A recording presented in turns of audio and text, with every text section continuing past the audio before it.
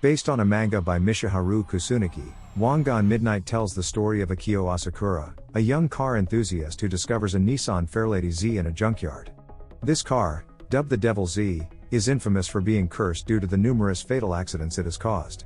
Despite the warnings, Akio, intrigued, decides to restore it and engage in illegal street races. Built on the same mechanics as Tokyo Extreme Racer Zero, Wangan Midnight is originally an offshoot of the Shotoku Battle series born on the Dreamcast. It offers nighttime racing on authentic stretches of Japanese highways, driving heavily modified cars. This PlayStation 2 version, released in 2002 for the PS2, is actually an update of the arcade version that came out a year earlier.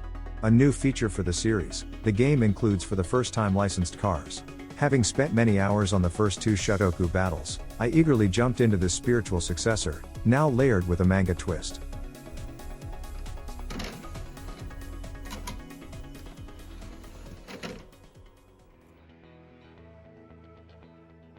In this PS2 iteration, players are prompted to choose the AC scenario mode, involving a series of duels on the Japanese Beltway.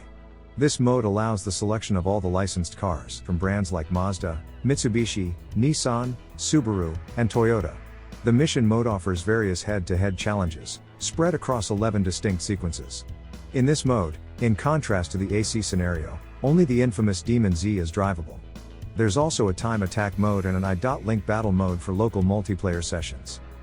Graphically, the game represents a significant advancement compared to the previous Shotoku battles. From the vehicle modeling to the highways and surrounding structures, there's a clear improvement in detail and refinement. The luminous reflections on the car bodies, the tail lights of the vehicles, all add to that unique nighttime atmosphere intrinsic to the series. However, Wangan Midnight can't hide its low-budget game status and obviously doesn't compete with a title like Gran Turismo 3. It's worth noting that the game frequently integrates manga illustrations during gameplay, representing opponent reactions, which can sometimes hinder the game's readability. I recall being captivated by the sound effects back then. The roar of the engines was impressively realistic for a game of that era, greatly enhancing the driving experience. In contrast, the music tracks proved to be particularly bland and uninspiring. The controls are typical of a Shotoku battle-like game, striking a balance between realism and accessibility.